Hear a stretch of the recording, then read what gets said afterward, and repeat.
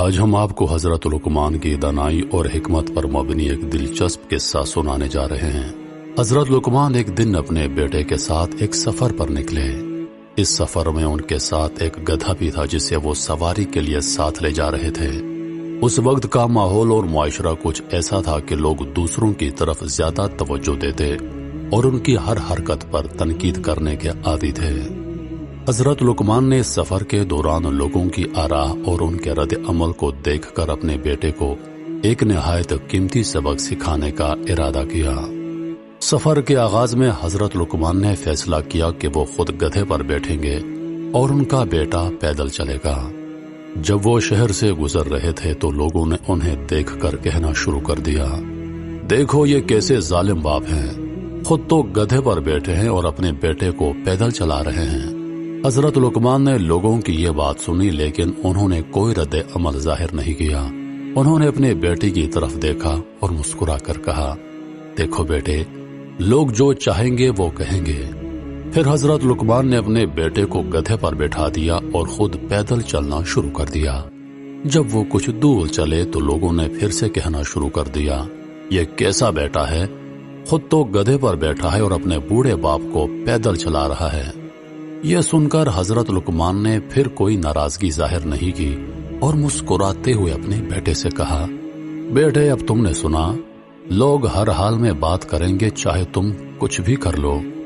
اس کے بعد حضرت لقمان اور ان کے بیٹے نے فیصلہ کیا کہ دونوں گدھے پر بیٹھ جائیں گے تاکہ لوگ مزید تنقید نہ کریں، مگر جب وہ اس حال میں گزرے تو پھر لوگوں نے اعتراض کیا، کیسے بے رحم لوگ ہیں، دونوں ایک ہی گدھے پر بیٹھ گئے ہیں اور بے زبان جانور کو تکلیف دے رہے ہیں۔ حضرت لقمان نے اپنے بیٹے کی طرف دیکھا اور کہا، اب تم نے دیکھا بیٹے، لوگ کبھی بھی مطمئن نہیں ہوتے، چاہے ہم کچھ بھی کر لیں۔ آخر میں حضرت لقمان اور ان کے بیٹے نے فیصلہ کیا کہ وہ دونوں پیدل چلیں گے اور گدھے کو آزاد چھوڑ دیں گے تاکہ کوئی ان پر تنقید نہ کرے۔ جب وہ اس حال میں گزرے تو پھر بھی لوگوں نے باتیں بنانا شروع کر دی، یہ دونوں کتنے بے وقوف ہیں، ان کے پاس گدھا ہے پھر بھی پیدل چل رہے ہیں۔ یہ سن کر حضرت لقمان نے اپنے بیٹے کو ایک آخری نصیحت کی، دیکھو بیٹے، دنیا میں لوگ تمہارے ہر عمل پر بات کریں گے چاہے وہ کیسا بھی ہو، تم کبھی بھی سب کو خوش نہیں کر سکتے، اس لیے تمہیں ہمیشہ اپنی عقل اور فہم سے کام لینا چاہیے اور جو تمہیں صحیح لگے وہی کرنا چاہیے، چاہے لوگ کچھ بھی کہیں۔ حضرت لقمان کا یہ قصہ بہت اہم سبق دیتا ہے۔ سب سے اہم بات یہ کہ لوگوں کی رائے کے پیچھے بھاگنے سے کبھی سکون یا اطمینان حاصل نہیں کیا جا سکتا۔ ہر انسان کو اپنی زندگی میں فیصلے خود کرنے چاہیے اور دوسروں کی باتوں یا رائے سے زیادہ اپنی عقل و شعور کو اہمیت دینی چاہیے۔ یہ کہانی ہمیں سکھاتی ہے کہ دنیا میں ہر شخص کو خوش کرنا ناممکن ہے۔ لوگ ہر حال میں کچھ نہ کچھ باتیں کریں گے چاہے ہم کچھ بھی کریں، اس لیے بہتر ہے کہ ہم اپنے دل اور دماغ کے مطابق زندگی گزاریں اور اپنے فیصلوں پر مضبوط رہیں۔ حضرت لقمان کی حکمت اور دانائی کا تذکرہ قرآن مجید میں بھی ملتا ہے۔ اللہ تعالیٰ نے ان کی دانائی کا ذکر سورہ لقمان میں کیا ہے، جہاں حضرت لقمان اپنے بیٹے کو نصیحتیں کرتے ہیں کہ وہ اللہ کی وحدانیت کو نہ بھولے، والدین کی فرما برداری کرے اور لوگوں کے ساتھ حسن و سلوک سے پیش آئے۔ کہا جاتا ہے کہ ایک دن حضرت لقمان کا ایک غلام بازار گیا تاکہ اپنے مالک کے لیے کچھ چیزیں خرید سکے۔ غلام کے ساتھ بازار جاتے ہوئے حضرت لقمان نے اس سے کہا، میں تمہیں 3 نصیحتیں کرتا ہوں، اگر تم ان پر عمل کرو گے تو تمہاری زندگی میں کامیابی اور سکون آئے گا۔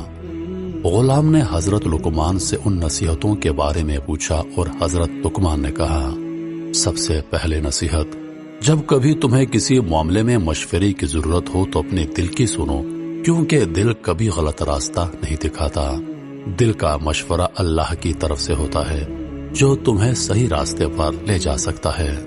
یہ بات حضرت لقمان کی حکمت کا حصہ تھی، کیونکہ ان کا ماننا تھا کہ ہر انسان کا دل اسے صحیح اور غلط کا فرق بتاتا ہے۔ وہ اس بات کی طرف اشارہ کر رہے تھے کہ انسان کو اپنے اندر کی آواز کو سننے کی ضرورت ہے جو اسے ہمیشہ صحیح راستے پر گامزن کرتی ہے۔ دوسری نصیحت، کسی کے ساتھ بدسلوکی مت کرنا، کیونکہ تمہیں نہیں معلوم کہ اللہ کے نزدیک کون کس درجے پر ہے۔ حضرت لقمان کا یہ پیغام انسانیت اور عاجزی کا تھا۔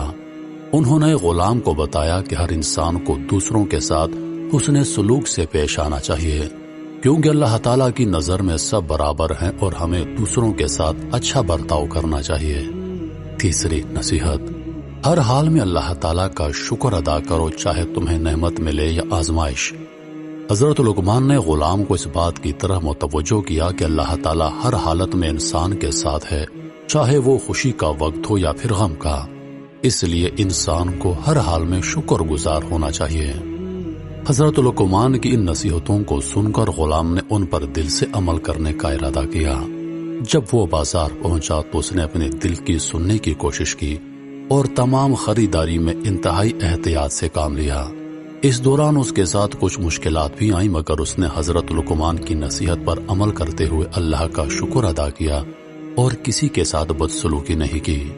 نتیجہ یہ ہوا کہ غلام کی خریداری بہترین طریقے سے مکمل ہو گئی اور وہ بغیر کسی مشکل کے اپنے مالک کے پاس واپس آ گیا۔ حضرت لقمان نے جب دیکھا کہ ان کا غلام ان کی نصیحتوں پر عمل کر رہا ہے تو وہ بہت خوش ہوئے اور غلام کو دعائیں دی۔ حضرت لقمان ایک دن شہر کی گلیوں سے گزر رہے تھے۔ راستے میں انہیں ایک لوہار کی دکان نظر آئی جہاں لوہار تلوار بنا رہا تھا۔ حضرت لقمان نے کچھ دیر کے لیے وہاں رکنے کا فیصلہ کیا تاکہ دیکھ سکیں کہ لوہار کیسے کام کرتا ہے۔ لوہار انتہائی مہارت اور محنت سے تلوار بنا رہا تھا۔ وہ لوہے کو گرم کرتا، اسے پیٹتا، پھر پانی میں ڈال کر ٹھنڈا کرتا۔ یہ عمل بار بار دہراتا رہا یہاں تک کہ تلوار تیار ہو گئی۔ جب لوہار نے تلوار مکمل کر لی تو حضرت لقمان نے اس سے پوچھا، یہ تلوار کس کے لیے بنا رہے ہو؟ لوہار نے جواب دیا، میں یہ تلوار ایک بہادر جنگجو کے لیے بنا رہا ہوں جو اسے میدان جنگ میں استعمال کرے گا۔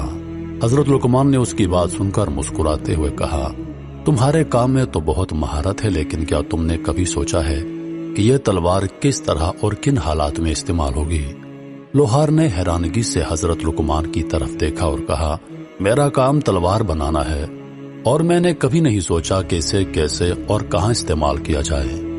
حضرت لقمان نے نہایت حکمت بھری بات کہی، دیکھو تمہارے ہاتھوں سے بنی یہ تلوار دو کام کر سکتی ہے، یا تو یہ انصاف کے لیے استعمال ہوگی اور ظالموں کو شکست دے گی، یا پھر اسے ظلم کے لیے استعمال کیا جائے گا اور بے گناہوں کا خون بہایا جائے گا۔ اس لیے ہمیشہ اس بات کا خیال رکھو کہ تم جو بھی کام کرو وہ ایسا ہو کہ اس سے دوسروں کو فائدہ پہنچے، نہ کہ نقصان۔ حضرت لقمان کی اس بات نے لوہار کے دل پر گہرا اثر ڈالا۔ اس نے سوچنا شروع کیا کہ جو کام وہ کر رہا ہے اس کا انجام کیسا ہو سکتا ہے۔ وہ سمجھ گیا کہ انسان کو اپنے کاموں کی ذمہ داری کا احساس ہونا چاہیے، کیونکہ ہر عمل کے پیچھے ایک نتیجہ ہوتا ہے جو یا تو اچھا ہوگا یا پھر برا۔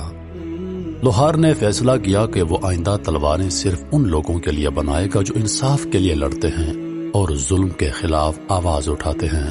اس نے حضرت لقمان کا شکریہ ادا کیا اور ان کی باتوں کو ہمیشہ یاد رکھنے کا عہد کیا۔ حضرت لقمان کے حکمت بھرے قصے آج کے دور میں بھی ہماری زندگیوں کے لیے بہت اہم ہیں۔ ان کی دانائی کا پیغام یہ ہے کہ ہمیں اپنے کاموں اور فیصلوں کے نتائج کو ہمیشہ سے مد نظر رکھنا چاہیے اور دوسروں کے ساتھ انصاف اور بھلائی کا برتاؤ کرنا چاہیے۔ اس قصے سے ہمیں یہ سبق ملتا ہے کہ ہمارے ہاتھوں سے ہونے والا ہر عمل نہ صرف ہماری زندگی بلکہ دوسروں کی زندگی پر بھی گہرے اثرات مرتب کرتا ہے۔ اس لیے ہمیں ہمیشہ ذمہ داری اور احتیاط سے کام لینا چاہیے۔